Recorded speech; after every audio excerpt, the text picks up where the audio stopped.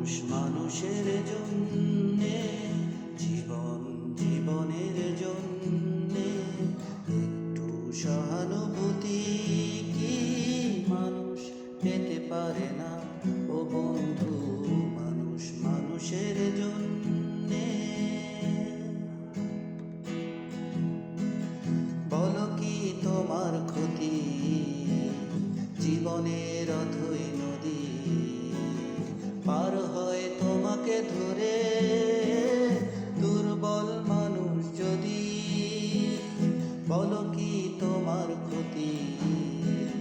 জীবনের অথই নদী পার হয় তোমাকে ধরে।